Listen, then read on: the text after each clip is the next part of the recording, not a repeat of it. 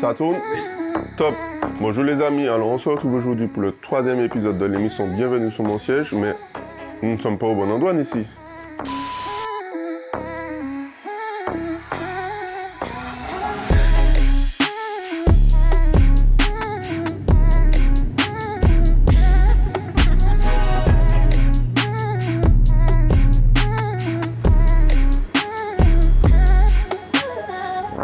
Là, nous sommes au bon endroit. Alors aujourd'hui, l'équipe s'est déplacée à Saint-Marentin pour un invité spécial qui s'est délocalisé ici depuis quelques semaines et toute l'équipe est venue à sa rencontre.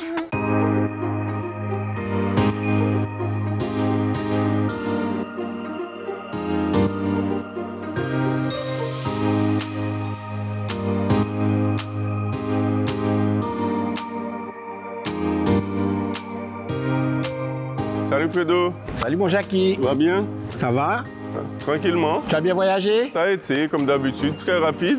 Alors, dis-nous, qu'est-ce qu'on fait ici exactement? Alors ici, on est à Marigot, au cœur de Saint-Martin, et je t'emmène vers mon nouveau projet. Voilà. Impeccable. Allons-y.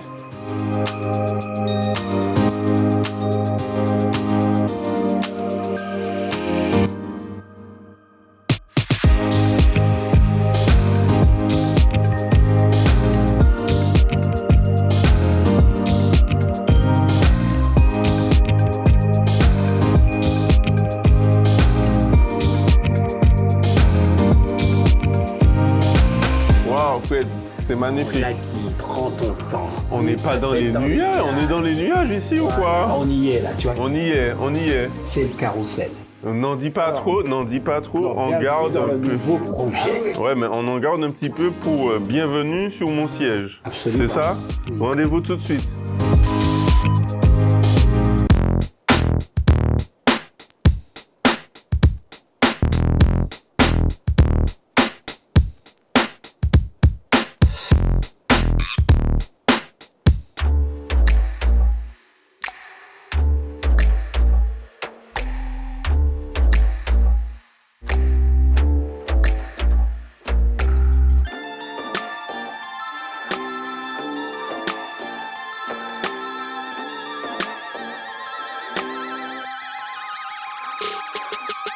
Alors Frédéric, on te remercie pour ta venue sur notre siège. Tu vas nous raconter aujourd'hui ton histoire. Comme convenu, on s'est arrêté à Saint-Martin et on va poursuivre aujourd'hui. Tu es d'accord? Oui, ça fait un beau voyage. Très bien. Alors dans un premier temps, tu vas te présenter à nous dire à peu près qui tu es, d'où tu viens. Alors c'est une belle histoire qui a commencé il y a 53 ans. Une histoire qui n'est pas toute jeune, hein. Mais c'est une belle histoire qui est née dans la commune du Marin, dans le sud de la Martinique. Donc j'ai tendance à dire que c'est la plus belle commune de Martinique, mais tu ne seras pas d'accord évidemment. Bien entendu que non. Bon, bref, c'est pas grave, je suis le plus âgé, donc tu vas te coucher. Bon, alors je disais donc je suis père et grand-père. Ma profession, on développe dans notre groupe une activité industrielle de panneaux solaires et d'éclairage solaire. Et puis je serais tenté de dire qu'il y a une activité passion qui est la mode, et c'est à travers cette activité qu'on s'est rencontrés, puisque je t'ai accompagné pour le plus beau jour de ta vie, n'est-ce pas? Nous allons parler de ça un peu plus tard dans l'émission d'aujourd'hui, ok? Avec plaisir. Alors tu nous disais que tu es père et grand-père, donc nous avons, comme on dit ici, un grand nom épineux aujourd'hui. Oui, un grand nombre, mais qui ne participe pas aux manifestations pour la retraite, parce que je ne suis pas à la retraite du style, et je considère que la jeunesse, c'est aussi dans sa tête.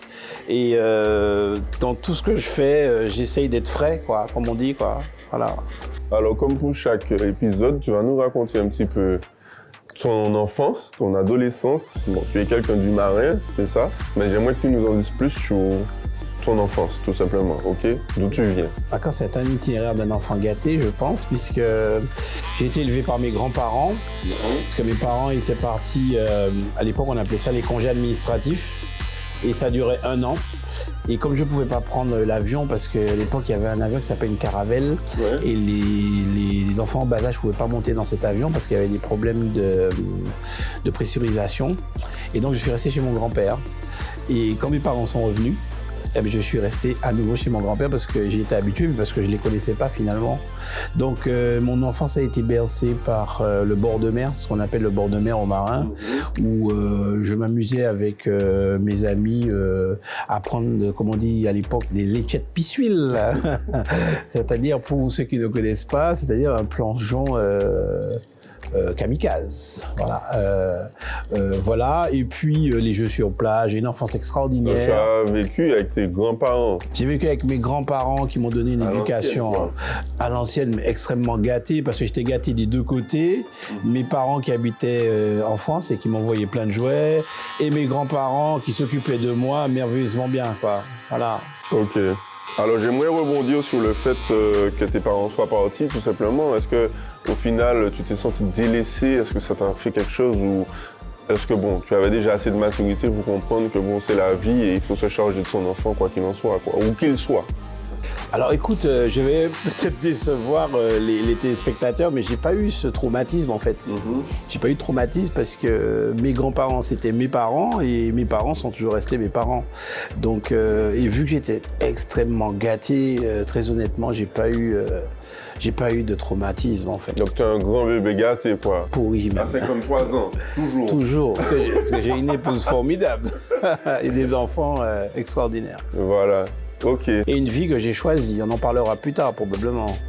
Alors tu nous as parlé de ton enfance, ça c'est une chose, mais j'aurais aimé que tu nous parles de ton adolescence, c'est-à-dire tes études. Qu'est-ce que tu as fait exactement et à partir de quel âge?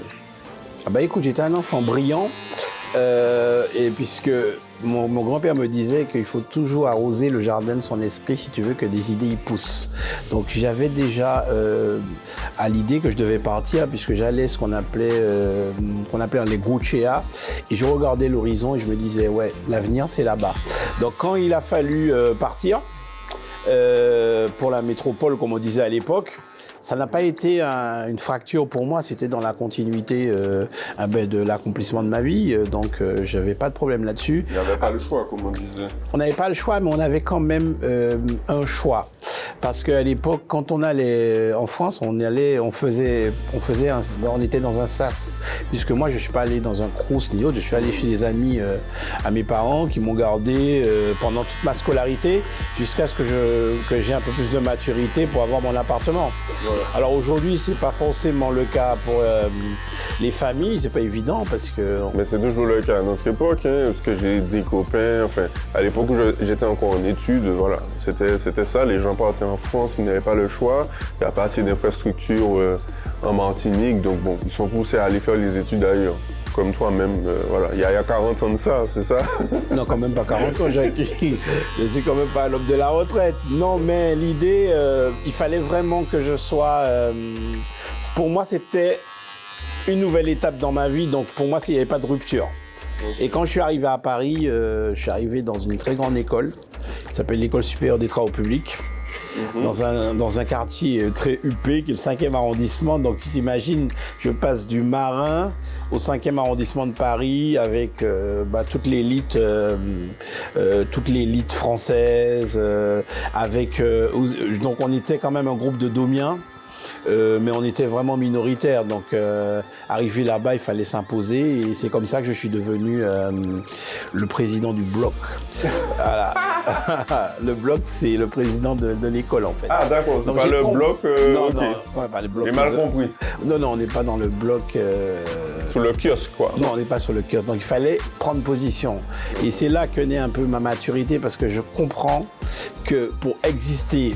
Parce que je suis un expatrié, j'ai tendance à le dire, il faut s'imposer. Et s'imposer, c'est-à-dire c'est prendre des positions qui peuvent être des positions sociales, comme par exemple ma position en tant que président du bloc. Donc c'est moi qui organisais tous les événements. On avait un club de football américain. On a quand même fait venir, je ne sais pas si tu te souviens, un groupe qui s'appelait Elmer Fullbeat, qui chantait Daniela, et on avait loué... Là, je me souviens pas du tout. T'étais pas dit. Donc on a quand même réservé l'Aqua Boulevard à l'époque, donc voilà. Ok, et du coup, quand est-ce que les études ont pris forme? Parce qu'on en a déjà parlé souvent, tu es ingénieur, voilà, quelle étude as-tu fait? Est-ce que c'était compliqué? Ce ne sont pas des études qui étaient compliquées, puisque j'ai fait le même métier que mon père, c'est-à-dire les travaux publics, le génie civil et les travaux publics. Et donc, à l'époque, il a fallu choisir une école et j'ai tout simplement choisi une école parmi les 3 premières de France, quoi. Et donc, j'ai été accepté dans cette école et j'en suis sorti à une très bonne place, voilà. Impeccable. Et à quel moment, tu vas nous raconter, est venue ta passion, hein? C'est pour ça qu'on te connaît, c'est pour ça que je t'ai connu. À quel moment est venue ta passion pour la mode, tout simplement? Tout simplement, j'aurais aimé savoir ça. C'est ce qui a fait que, bon, nous sommes amis aujourd'hui. Et voilà, j'aimerais savoir à quel moment est venue ta passion. Ah d'accord, j'ai tendance à dire que la forme, c'est le fond qui remonte à la surface. Donc, c'est pas une formule que j'ai inventée, c'est une formule de Victor Hugo. Et j'ai toujours prêté attention à mon style, parce que j'ai compris qu'à travers le style, tu pouvais véhiculer ta personnalité. Une image forte, en fait. Voilà, c'est très important. C'est pour ça que je suis sapé comme ça aujourd'hui. Là, je véhicule quelque chose de bien. Oui, désormais, depuis que tu m'as rencontré, tu es sapé comme toujours. Donc, du coup, j'ai rencontré la mode à Paris parce que boulevard Saint-Germain, dans le temps, il y avait des maisons très importantes comme la maison Sonia Riquel qui faisait les hommes, la maison Etro qui est une très grande maison italienne qui existe toujours. Il y avait aussi la maison Berluti dont je t'ai raconté l'histoire avec eux. Après, Imperio Armani est arrivé. C'était vraiment un quartier bourgeois, mais un quartier mode, quoi. Et donc, il y avait aussi la maison Yves Saint-Laurent qui était pas loin. Donc, tous les jours sur le chemin de l'école, je croisais l'élégance à la parisienne. Ouais. Et j'ai compris à travers toutes mes expériences de lèche-vitrine, parce qu'à l'époque, je n'avais pas les moyens, qu'il était important dans cette civilisation d'être bien habillé, c'est super important. Voilà. Mais est-ce qu'à cette époque, je vais revenir vite fait, est-ce qu'à cette époque, parce que bon, est-ce qu'il y avait du racisme, comment c'était vu quand voilà, tu arrivais dans un magasin? Est-ce qu'on tout de suite, voilà, on t'accueillait bien, il n'y avait pas d'amalgame, non? Non, mais Jackie, ce qui est important de dire aujourd'hui comme hier, c'est qu'il faut s'adapter. D'accord? En étant dans un pays qui n'est pas le sien, il faut que tu connaisses les codes. Si tu connais les codes, tu peux éviter ce genre de désagrément. Bien entendu, on n'est pas à l'abri de la bêtise humaine. Néanmoins, il faut connaître les codes. Si tu es en fréquence, entre guillemets, locale, et tu agis à l'international, tu ne peux pas arriver en fréquence locale avec les fréquences internationales. Je ne sais pas si tu comprends ce que je veux dire. Ça veut dire qu'il faut avoir les bons réflexes. Bonjour madame, bonjour monsieur, voilà. Je veux voir un vêtement, je voudrais essayer cette tenue. C'est pas la même chose. Voilà. C'est une question de langage et tout est dans le comportement. C'est une question d'attitude. Okay. Et c'est comme ça qu'on s'adapte à la bonne latitude. Voilà, si tu vois ce que je veux dire. Alors voilà, tu nous as parlé de tes études en France, etc. J'aimerais aujourd'hui que tu nous parles de Monsieur Frédéric, c'est-à-dire l'homme qui a créé ce concept ici. Du sur-mesure. Bon, tu me demandes de faire un bond de 24 ans, je vais le faire. Écoute, quand je suis rentré, j'ai créé le premier label qui s'appelait House of Lords, la maison des seigneurs, qui était une boutique multimarque. Et avec le temps, il s'est avéré que c'était une évidence que Monsieur Frédéric allait exister. C'était une vision que j'avais eue. Et cette vision s'est concrétisée quand j'ai rencontré Valérie, qui plus tard deviendra mon épouse.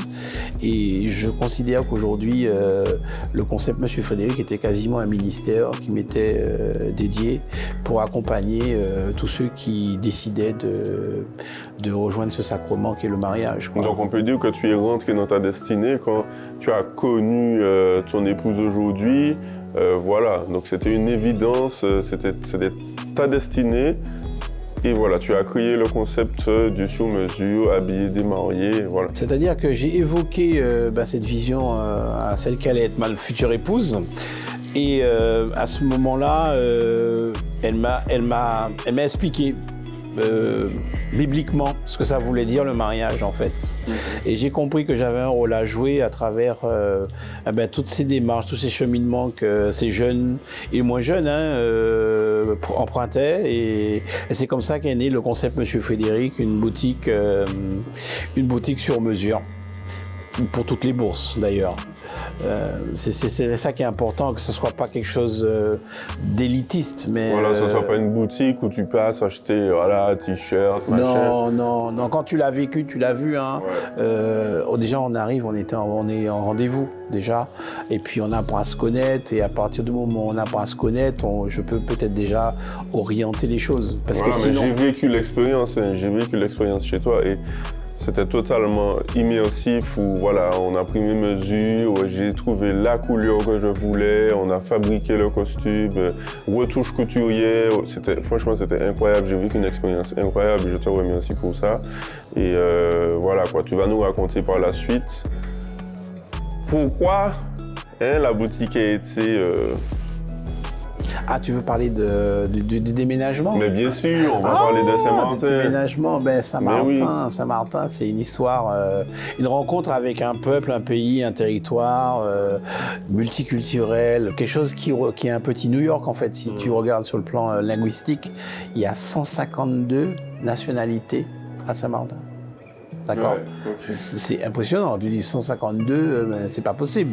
Ouais. Et c'est un territoire qui nous passionne parce que n'importe quel Saint-Martinois parle au minimum 3 langues. Et je trouve ça extraordinaire dans un petit pays comme celui-là. Côté français, on est à peu près 32 000, 35 000. En fait, il y a un mélange de cultures. Tu peux rencontrer des Espagnols, voilà, des Latinos, des Américains. Ouais. C'est un territoire en fait qui nous a toujours fascinés quand on était un peu plus jeune, parce que c'était une destination très élitiste en fait. Hein. Et quand on est allé là-bas, on est allé plusieurs fois avec mon épouse, on s'est senti bien. Bon, on est Martiniquais, on restera toujours des Martiniquais. D'ailleurs, une partie de nos activités est encore en Martinique, puisque mon activité industrielle est essentiellement en Martinique, puisqu'on travaille avec les EPCI. Et mon activité mode, on reçoit effectivement une fois par semaine ceux qui veulent se marier, ceux qui veulent un costume, pas forcément pour se marier. Okay. Hein. Donc tu fais le va-et-vient entre Saint-Martin et Martinique, donc si les clients veulent toujours du sur-mesure, voilà. Oui, on est présent, et puis bon, tu sais que j'ai des activités audiovisuelles hein, sur une chaîne locale, donc je tiens beaucoup à garder le contact avec...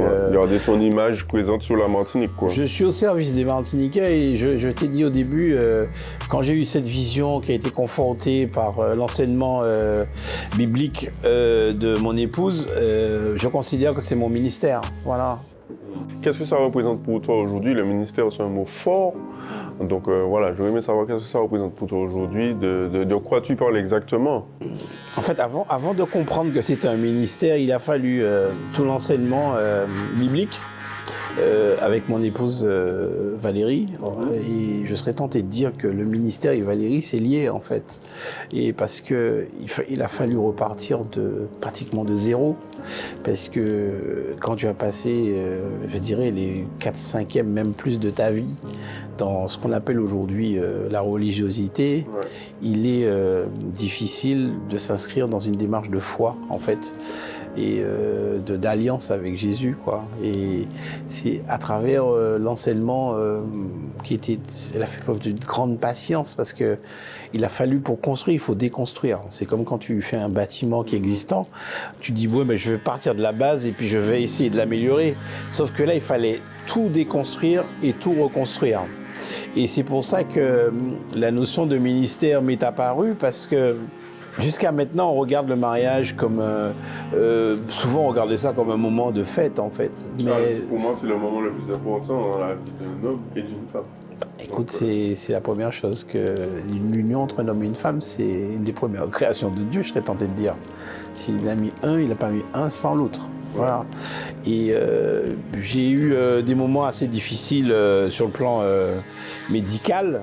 Et ce que me disait mon épouse, c'est que la chose dont je parlais pendant que j'étais malade, c'était de me marier, en fait. Je parlais pas d'autre chose, ni de la maladie. Je parlais de mes mariés que je devais accompagner.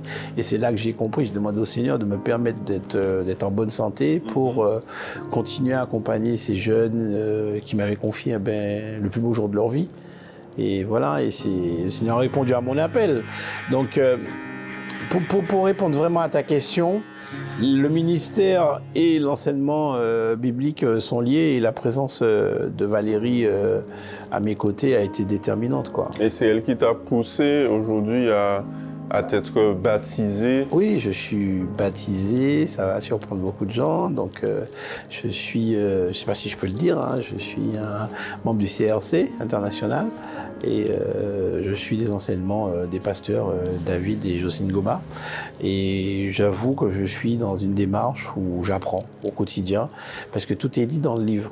Et même dans la façon de nous comporter, là, dans les liaisons avec les autres, même dans notre travail, dans les projets que nous... Parce que si j'avais pas la foi, et si nous n'avions pas la foi, jamais nous serions allés à Saint-Martin.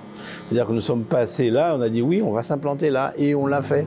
Et à chaque fois, Dieu a devancé nos pas, il nous a accompagnés, et voilà, quoi, nous étions recouverts, comme on dit, du sang de l'agneau. C'est important quand Dieu met un projet à cœur et va avec la personne concernée jusqu'au bout du projet. Et je pense que pour vous, c'est ce qui s'est passé, parce que vous avez ouvert que récemment, et on peut dire que les choses vont bien pour le moment, c'est ça? Mais en fait, on est dans une démarche où on a la foi dans ce que nous faisons, d'accord? Bien entendu, ça ne t'absout pas de faire les choses correctement. Et c'est un nouveau projet parmi d'autres projets, hein, et à chaque étape, nous sommes accompagnés par la parole. Alors avant de terminer, Frédéric, tu vas nous dire ce que tu fais aujourd'hui. Ah ben écoute, Jackie, comme je te l'ai décrit, aujourd'hui, Monsieur Frédéric, ce n'est pas que Monsieur Frédéric, c'est aussi un groupe dans lequel on a une activité textile qui s'est exportée sur l'île de Saint-Martin avec un nouveau projet, un nouveau label qui s'appelle Haut de Gamme, une boutique multimarque homme-femme avec toujours le même ADN, le même esprit sur la qualité, la finition. Et puis dans mon groupe, on a aussi un groupe industriel puisqu'on développe toutes nos activités de transition énergétique au service des collectivités, à savoir les éclairages solaires et puis la solarisation des toitures avec un nouveau dispositif à base de nanoparticules de carbone. Mais tout ça est très technique. Ce qu'il faut dire, c'est que mon parcours m'a permis de me fructifier, de me fortifier et que rien n'est jamais terminé, que chaque fois que vous allez faire une erreur, eh ben, ce n'est pas une erreur, c'est un apprentissage. Et que je dis aux jeunes et aux moins jeunes, il faut croire en vous-même, il faut croire en vos projets, il faut aller jusqu'au bout et surtout mettez Dieu dans votre vie. Et tout ira bien. C'est le plus important. Amen. Alors Frédéric, on te remercie pour la venue sur le siège. On va montrer maintenant ta coupe. Fais attention à toi. Hein. C'est bien ou pas? Good job. Ok. Que mieux faire? Alors on te remercie pour la venue sur le siège. Ouais. Alors n'oubliez pas de vous abonner, de liker, de partager un max cette vidéo. Et nous te souhaitons un bon retour à Saint-Martin. Mais n'oublie pas, j'ai toujours un pied en Martinique. On n'oublie pas. Merci à vous.